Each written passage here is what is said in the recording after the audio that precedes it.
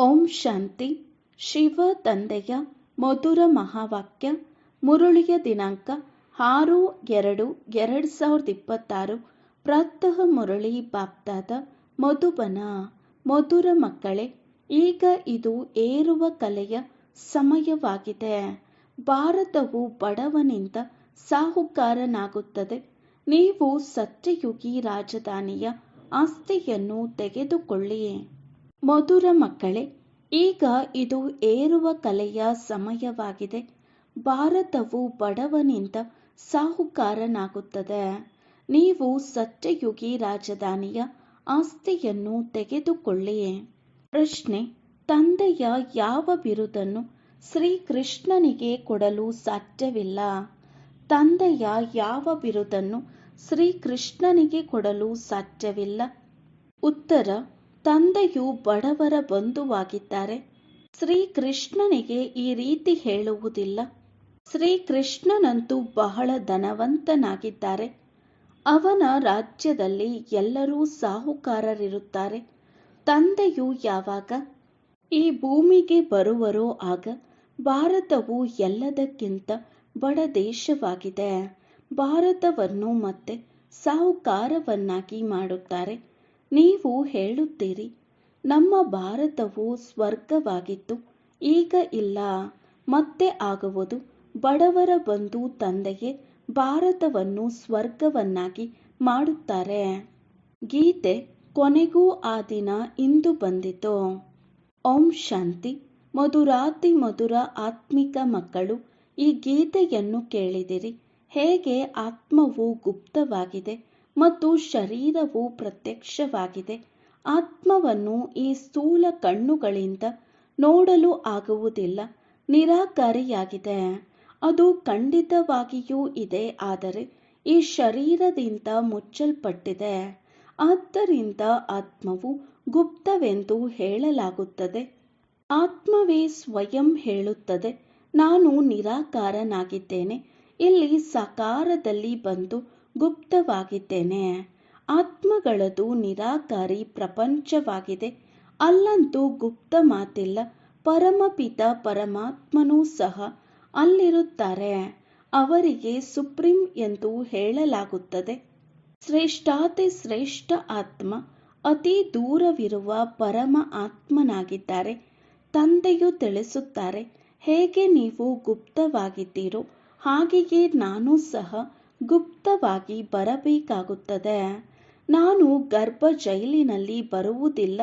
ನನ್ನ ಹೆಸರೊಂದೇ ಶಿವ ಎಂಬುದು ನಡೆದು ಬರುತ್ತದೆ. ನಾನು ಈ ತನುವಿನಲ್ಲಿ ಬರುತ್ತೇನೆ, ಆಗಲೂ ನನ್ನ ಹೆಸರು ಬದಲಾಗುವುದಿಲ್ಲ. ಬ್ರಹ್ಮ ತಂದೆಯ ಆತ್ಮದ ಯಾವ ಶರೀರವಿದೆಯೋ ಇದರ ಹೆಸರು ಬದಲಾಗುತ್ತದೆ. ನನಗೆ ಶಿವನೆಂದೇ ಹೇಳುತ್ತಾರೆ. ಎಲ್ಲ ಆತ್ಮರ ತಂದೆಯಾಗಿದ್ದೇನೆ. ನೀವಾತ್ಮರೂ ಸಹ ಈ ಶರೀರದಲ್ಲಿ ಗುಪ್ತವಾಗಿದ್ದೀರಿ. ಈ ಶರೀರದ ಮೂಲಕ ಕರ್ಮ ಮಾಡುತ್ತೀರಿ. ನಾನು ಗುಪ್ತವಾಗಿದ್ದೇನೆ ಅಂದಾಗ ಮಕ್ಕಳಿಗೆ ಈ ಜ್ಞಾನವು ಈಗ ಸಿಗುತ್ತಿದೆ. ಆತ್ಮವು ಈ ಶರೀರದಿಂದ ಮುಚ್ಚಲ್ಪಟ್ಟಿದೆ. ಆತ್ಮವು ನಿರಾಕಾರಿಯಾಗಿದೆ, ಶರೀರವು ಸಾಕಾರಿಯಾಗಿದೆ. ನಾನು ಸಹ ಅಶರೀರಿಯಾಗಿದ್ದೇನೆ.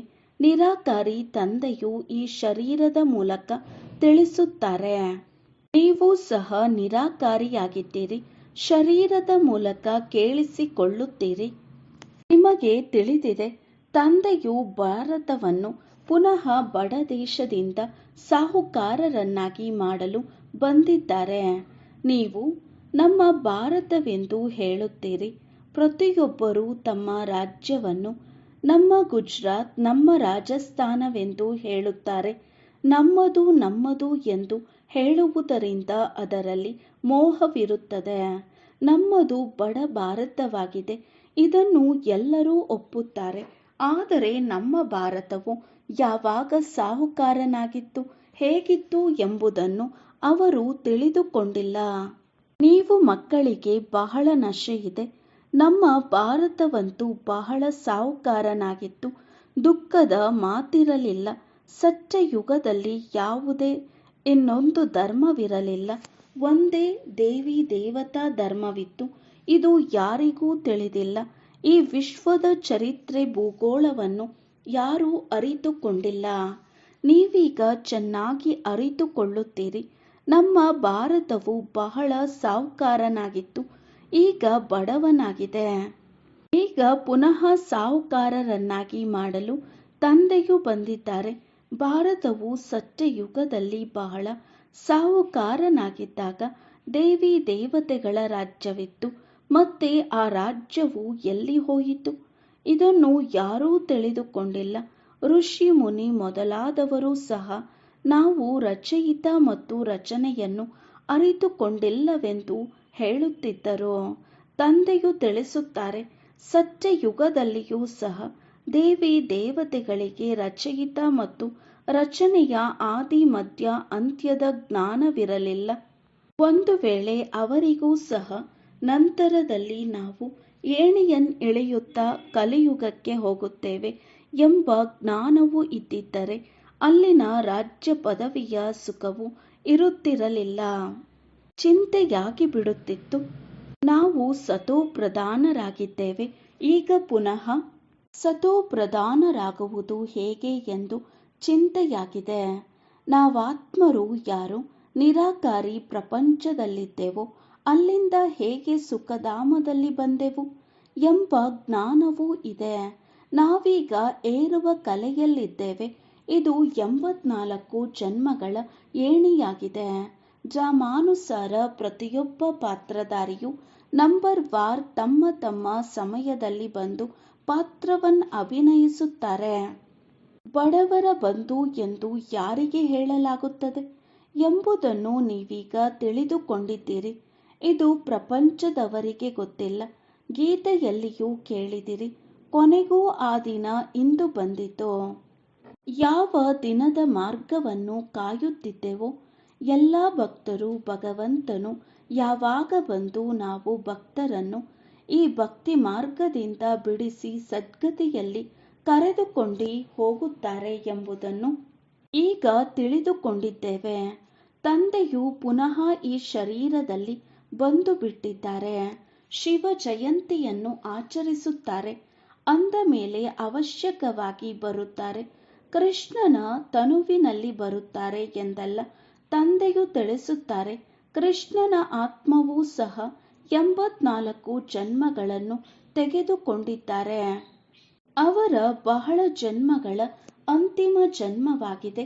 ಯಾರು ಮೊದಲಿನ ನಂಬರಿನಲ್ಲಿ ಇದ್ದರೋ ಅವರೇ ಈಗ ಅಂತ್ಯದಲ್ಲಿದ್ದಾರೆ. ತತತ್ವಂ. ನಾನಂತೂ ಅವರ ಸಾಧಾರಣ ತನುವಿನಲ್ಲಿ ಬರುತ್ತೇನೆ.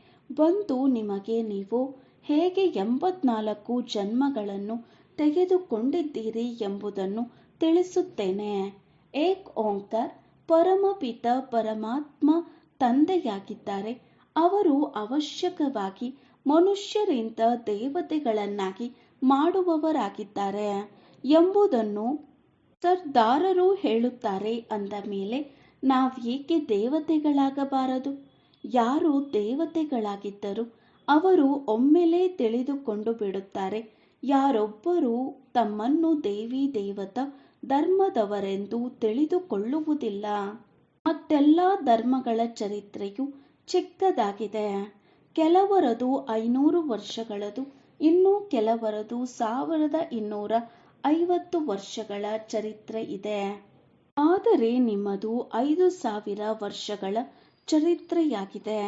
ದೇವತಾ ಧರ್ಮದವರೇ ಸ್ವರ್ಗದಲ್ಲಿ ಬರುತ್ತಾರೆ. ಅನ್ಯ ಧರ್ಮಗಳು ಬರುವುದೇ ಕೊನೆಯಲ್ಲಿ ಅಂದಾಗ ದೇವತಾ ಧರ್ಮದವರೂ ಸಹ ಜಾಮಾನುಸಾರ ಅನ್ಯ ಧರ್ಮಗಳಲ್ಲಿ ಹೋಗಿ ಸೇರಿದ್ದಾರೆ. ಅವರು ಮತ್ತೆ ತಮ್ಮ ತಮ್ಮ ಧರ್ಮದಲ್ಲಿ ಹಿಂತಿರುಗಿ ಬರುತ್ತಾರೆ. ತಂದೆಯು ತಿಳಿಸುತ್ತಾರೆ, ಮಕ್ಕಳೇ, ನೀವಂತೂ ವಿಶ್ವದ ಮಾಲೀಕರಾಗಿದ್ದೀರಿ. ನೀವು ಸಹ ತಿಳಿದುಕೊಳ್ಳುತ್ತೀರಿ, ತಂದೆಯು ಸ್ವರ್ಗ ಸ್ಥಾಪನೆ ಮಾಡುವವರಾಗಿದ್ದಾರೆ. ಅಂದ ಮೇಲೆ ನಾವೇಕೆ ಸ್ವರ್ಗದಲ್ಲಿ ಇರಬಾರದು? ತಂದೆಯಿಂದ ಖಂಡಿತ ಆಸ್ತಿಯನ್ನು ತೆಗೆದುಕೊಳ್ಳುತ್ತೇವೆ. ಇದರಿಂದಲೇ ಇವರು ನಮ್ಮ ಧರ್ಮದವರೆಂದು ಸಿದ್ಧವಾಗುತ್ತದೆ. ಯಾರು ಈ ಧರ್ಮದವರು ಅಲ್ಲವೋ ಅವರು ಬರುವುದೇ ಇಲ್ಲ. ಪರಮ ಧಾಮದಿಂದ ತಂದೆಯು ಬಂದು ವಿದ್ಯೆಯನ್ನು ಓದಿಸುತ್ತಿದ್ದಾರೆ. ಯಾರು ಈ ಧರ್ಮದವರಲ್ಲವೋ ಅವರು ಬರುವುದೇ ಇಲ್ಲ. ಪರಧರ್ಮದಲ್ಲಿ ಏಕೆ ಹೋಗಬೇಕು ಎಂದು ಹೇಳುತ್ತಾರೆ. ನೀವು ಮಕ್ಕಳು ತಿಳಿದುಕೊಂಡಿದ್ದೀರಿ, ಹೊಸ ಪ್ರಪಂಚದಲ್ಲಿ ದೇವತೆಗಳಿಗೆ ಬಹಳ ಸುಖವಿತ್ತು, ಚಿನ್ನದ ಮಹಲ್ಲು ಇತ್ತು, ಸೋಮನಾಥ ಮಂದಿರದಲ್ಲಿ ಎಷ್ಟೊಂದು ಚಿನ್ನವಿತ್ತು. ಈ ರೀತಿ ಮತ್ಯಾವುದೇ ಧರ್ಮವೂ ಇರುವುದೇ ಇಲ್ಲ. ಸೋಮನಾಥ ಮಂದಿರದಂತಹ ಭಾರೀ ಮಂದಿರವು ಮತ್ಯಾವುದೂ ಇಲ್ಲ. ಬಹಳ ವಜ್ರ ವೈಡೂರ್ಯಗಳಿತ್ತು. ಬುದ್ಧ ಮೊದಲಾದವರಿಗೆ ಯಾವುದೇ ವಜ್ರ ವೈಡೂರ್ಯಗಳ ಮಹಲ್ಲುಗಳು ಇರುವುದಿಲ್ಲ. ನೀವು ಮಕ್ಕಳನ್ನು ಯಾವ ತಂದೆಯು ಇಷ್ಟು ಶ್ರೇಷ್ಠರನ್ನಾಗಿ ಮಾಡಿದ್ದಾರೆಯೋ ಅವರಿಗೆ ಎಷ್ಟೊಂದು ಮಾನ್ಯತೆಯನ್ನಿಟ್ಟಿದ್ದೀರಿ. ಮಾನ್ಯತೆ ಕೊಡಲಾಗುತ್ತದೆಯಲ್ಲವೇ? ಒಳ್ಳೆಯ ಕರ್ಮ ಮಾಡಿ ಹೋಗಿದ್ದಾರೆಂದು ತಿಳಿಯುತ್ತಾರೆ. ನೀವೀಗ ತಿಳಿದುಕೊಂಡಿದ್ದೀರಿ, ಎಲ್ಲರಿಗಿಂತ ಒಳ್ಳೆಯ ಕರ್ಮವನ್ನು ಪತಿತ ಪಾವನ ತಂದೆಯೇ ಮಾಡಿ ಹೋಗುತ್ತಾರೆ. ನಿಮ್ಮ ಆತ್ಮವೂ ಹೇಳುತ್ತದೆ, ಎಲ್ಲರಿಗಿಂತ ಸರ್ವೋತ್ತಮ ಸೇವೆಯನ್ನು ಬೇಹದ್ದಿನ ತಂದೆಯೇ ಬಂದು ಮಾಡುತ್ತಾರೆ. ನಮ್ಮನ್ನು ಪ್ರಜೆಗಳಿಂದ ರಾಜರು, ವಿಕಾರಿಗಳಿಂದ ರಾಜಕುಮಾರರನ್ನಾಗಿ ಮಾಡುತ್ತಾರೆ.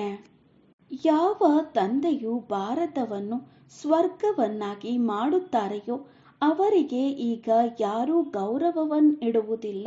ನಿಮಗೆ ತಿಳಿದಿದೆ, ಸೋಮನಾಥ ಮಂದಿರವು ಬಹಳ ಶ್ರೇಷ್ಠ ಮಂದಿರವೆಂದು ಗಾಯನವಿದೆ. ಅದನ್ನು ಲೂಟಿ ಮಾಡಿದರು. ಲಕ್ಷ್ಮೀನಾರಾಯಣ ಮಂದಿರವನ್ನು ಎಂದೂ ಲೂಟಿ ಮಾಡಲಿಲ್ಲ. ಸೋಮನಾಥ ಮಂದಿರವನ್ನು ಲೂಟಿ ಮಾಡಿದರು. ಭಕ್ತಿ ಮಾರ್ಗದಲ್ಲಿಯೂ ಬಹಳ ಧನವಂತರಿರುತ್ತಾರೆ. ರಾಜರಲ್ಲಿಯೂ ನಂಬರ್ ವಾರ್ ಇರುತ್ತಾರಲ್ಲವೇ? ಯಾರು ಶ್ರೇಷ್ಠ ಪದವಿಯವರು ಇರುವರೋ ಅವರಿಗೆ ಚಿಕ್ಕ ಪದವಿಯವರು ಗೌರವ ಕೊಡುತ್ತಾರೆ. ದರ್ಬಾರಿನಲ್ಲಿಯೂ ನಂಬರ್ ವಾರ್ ಆಗಿ ಕುಳಿತುಕೊಳ್ಳುತ್ತಾರೆ. ಈ ಬ್ರಹ್ಮ ತಂದೆಯಂತೂ ಅನುಭವಿಯಲ್ಲವೇ? ಇಲ್ಲಿನದು ಪತಿತ ರಾಜರ ದರ್ಬಾರ್ ಆಗಿದೆ. ಪಾವನ ರಾಜರ ದರ್ಬಾರ್ ಹೇಗಿರಬಹುದು?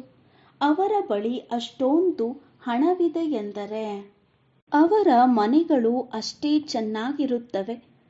ನೀವೀಗ ತಿಳಿದುಕೊಂಡಿದ್ದೀರಿ, ತಂದೆಯು ನಮಗೆ ಓದಿಸುತ್ತಿದ್ದಾರೆ, ಸ್ವರ್ಗ ಸ್ಥಾಪನೆ ಮಾಡಿಸುತ್ತಿದ್ದಾರೆ. ನಾವು ಸ್ವರ್ಗದ ಮಹಾರಾಜ ಮಹಾರಾಣಿಯಾಗುತ್ತೇವೆ. ನಂತರ ಕೆಳಗಿಳಿಯುತ್ತಾ ಇಳಿಯುತ್ತಾ ಭಕ್ತರಾದಾಗ ಮೊಟ್ಟ ಮೊದಲು ಶಿವ ತಂದೆಯ ಪೂಜಾರಿಗಳಾಗುತ್ತೇವೆ. ಯಾರು ಸ್ವರ್ಗದ ಮಾಲೀಕರನ್ನಾಗಿ ಮಾಡಿದರೋ ಅವರೇ ಪೂಜೆ ಮಾಡುತ್ತಾರೆ. ಅವರು ನಮ್ಮನ್ನು ಬಹಳ ಸಾಹುಕಾರರನ್ನಾಗಿ ಮಾಡುತ್ತಾರೆ. ಈಗ ಇದು ಎಷ್ಟು ಬಡ ಭಾರತವಾಗಿದೆ.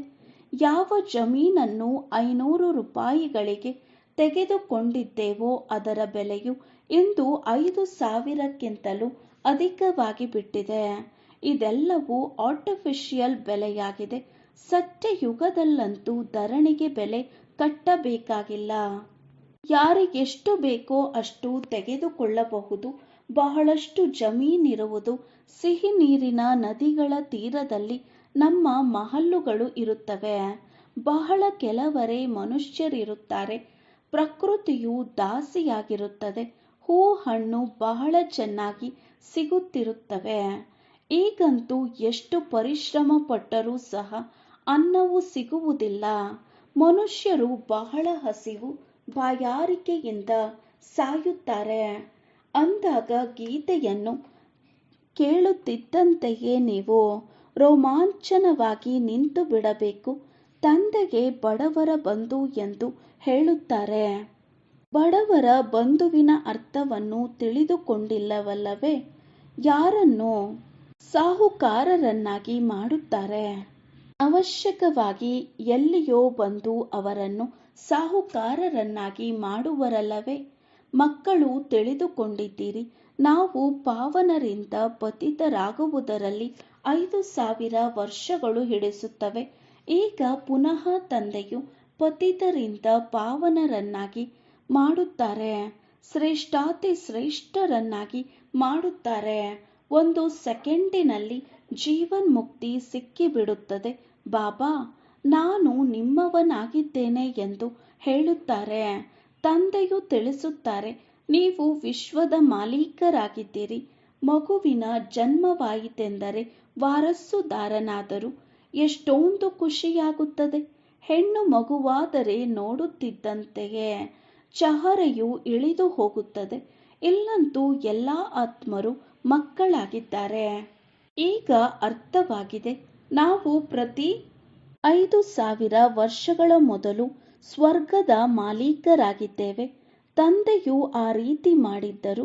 ಶಿವ ಜಯಂತಿಯನ್ನು ಆಚರಿಸುತ್ತಾರೆ.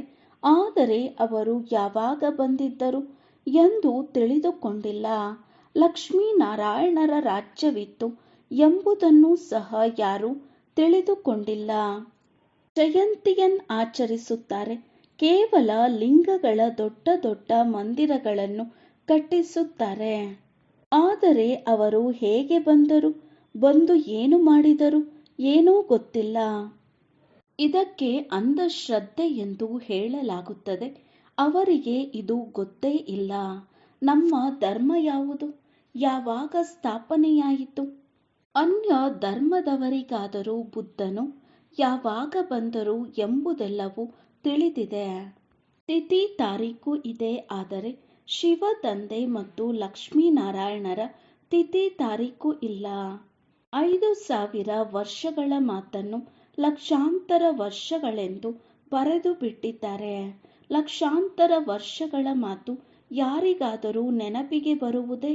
ಭಾರತದಲ್ಲಿ ಯಾವಾಗ ದೇವಿ ದೇವತಾ ಧರ್ಮವಿತ್ತೆಂದು ತಿಳಿದುಕೊಂಡಿಲ್ಲ. ಲಕ್ಷಾಂತರ ವರ್ಷಗಳ ಲೆಕ್ಕದಿಂದ ಭಾರತದ ಸಂಪತ್ತು ಎಲ್ಲದಕ್ಕಿಂತ ದೊಡ್ಡದಾಗಿರಬೇಕು. ಭಾರತದ ಜಮೀನು ಎಲ್ಲದಕ್ಕಿಂತ ದೊಡ್ಡದಾಗಿರಬೇಕು.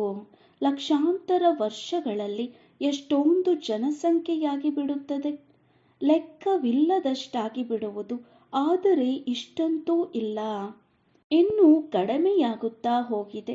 ಇವೆಲ್ಲ ಮಾತುಗಳನ್ನು ತಂದೆಯು ತಿಳಿಸುತ್ತಾರೆ. ಮನುಷ್ಯರು ಕೇಳಿದಾಗ ಈ ಮಾತುಗಳನ್ನು ಎಂದೂ ಕೇಳಿಲ್ಲ, ಯಾವುದೇ ಶಾಸ್ತ್ರಗಳಲ್ಲಿ ಓದಿಲ್ಲವೆಂದು ಹೇಳುತ್ತಾರೆ. ಇವು ಅದ್ಭುತವಾದ ಮಾತುಗಳಾಗಿವೆ. ಈಗ ನೀವು ಮಕ್ಕಳ ಬುದ್ಧಿಯಲ್ಲಿ ಇಡೀ ಚಕ್ರದ ಜ್ಞಾನವಿದೆ.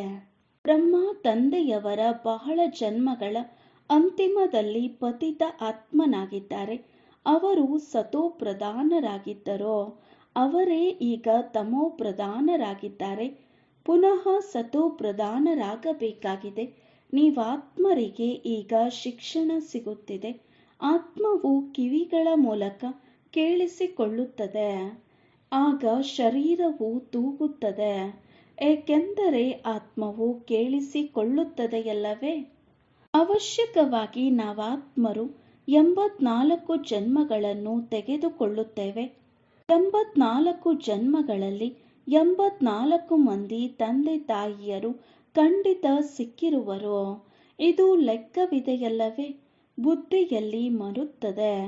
ನಾವು 84 ಜನ್ಮಗಳನ್ನು ತೆಗೆದುಕೊಳ್ಳುತ್ತೇವೆ. ಮತ್ತೆ ಕಡಿಮೆ ಜನ್ಮಗಳಿರುವವರು ಇರುತ್ತಾರೆ. ಎಲ್ಲರೂ 84 ಜನ್ಮಗಳನ್ನು ತೆಗೆದುಕೊಳ್ಳುವುದಿಲ್ಲ. ತಂದೆಯು ತಿಳಿಸುತ್ತಾರೆ, ಶಾಸ್ತ್ರಗಳಲ್ಲಿ ಏನೇನನ್ನು ಬರೆದು ಬಿಟ್ಟಿದ್ದಾರೆ. ನಿಮಗಾದರೂ ಕೇವಲ 84 ಜನ್ಮಗಳೆಂದು ಹೇಳುತ್ತಾರೆ. ಆದರೆ ನನಗೆ ನೋಡಿ, ಲೆಕ್ಕವಿಲ್ಲದಷ್ಟು ಅಸಂಖ್ಯ ಜನ್ಮಗಳೆಂದು ಹೇಳಿಬಿಡುತ್ತಾರೆ. ಕಣ ಕಣದಲ್ಲಿ ಕಲ್ಲು ಮುಳ್ಳಿನಲ್ಲಿ ನನ್ನನ್ನು ಸೇರಿಸಿ ಬಿಟ್ಟಿದ್ದಾರೆ. ಎಲ್ಲಿ ನೋಡಿದರೂ ನೀನೇ ನೀನು, ಕೃಷ್ಣನೇ ಕೃಷ್ಣನಿದ್ದಾನೆ. ಮಥುರ ಬೃಂದಾವನದಲ್ಲಿ ಈ ರೀತಿ ಹೇಳುತ್ತಿರುತ್ತಾರೆ. ಕೃಷ್ಣನೇ ಸರ್ವವ್ಯಾಪಿಯಾಗಿದ್ದಾನೆ ಎಂದು.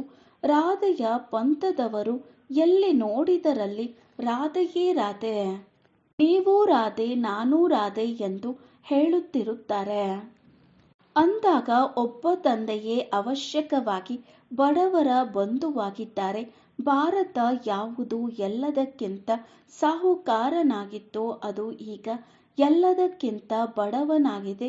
ಆದ್ದರಿಂದ ನಾನು ಭಾರತದಲ್ಲಿಯೇ ಬರಬೇಕಾಗುತ್ತದೆ.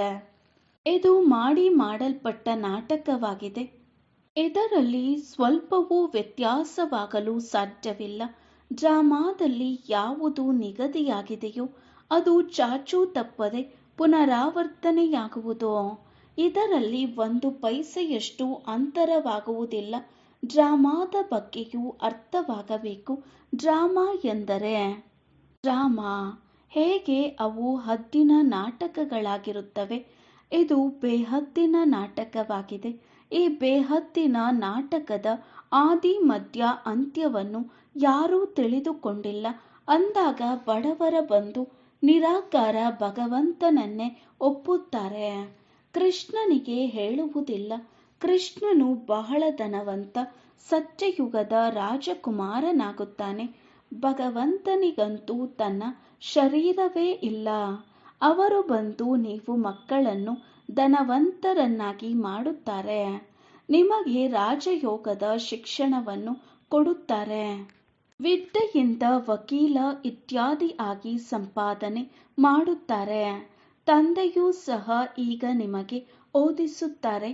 ನೀವು ಭವಿಷ್ಯದಲ್ಲಿ ನರನಿಂದ ನಾರಾಯಣನಾಗುತ್ತೀರಿ. ನಿಮ್ಮ ಜನ್ಮವಂತೂ ಆಗುತ್ತದೆಯಲ್ಲವೇ. ಸ್ವರ್ಗವು ಯಾವುದೇ ಸಮುದ್ರದ ಕೆಳಗಿನಿಂದ ಹೊರಬರುತ್ತದೆ ಎಂದಲ್ಲ. ಕೃಷ್ಣನೂ ಸಹ ಜನ್ಮ ತೆಗೆದುಕೊಂಡವನಲ್ಲವೇ. ಆ ಸಮಯದಲ್ಲಿ ಕಂಸಪುರಿ ಇತ್ಯಾದಿಗಳು ಇರಲಿಲ್ಲ.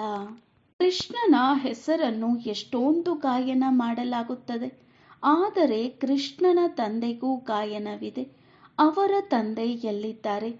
ಅವಶ್ಯಕವಾಗಿ ಕೃಷ್ಣನು ಯಾರ ಮಗನೂ ಆಗಿರಬೇಕಲ್ಲವೇ. ಕೃಷ್ಣನು ಜನ್ಮ ಪಡೆದಾಗ ಕೆಲವರು ಪತಿತರೂ ಇರುತ್ತಾರೆ.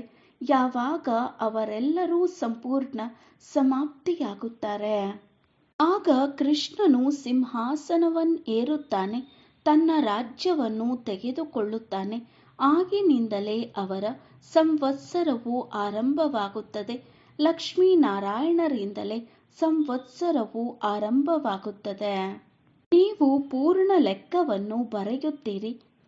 ಇವರ ರಾಜ್ಯವು ಇಷ್ಟು ಸಮಯ ಮತ್ತು ಇವರದು ಇಷ್ಟು ಸಮಯ ಎಂದು ಬರೆಯುತ್ತೀರಿ.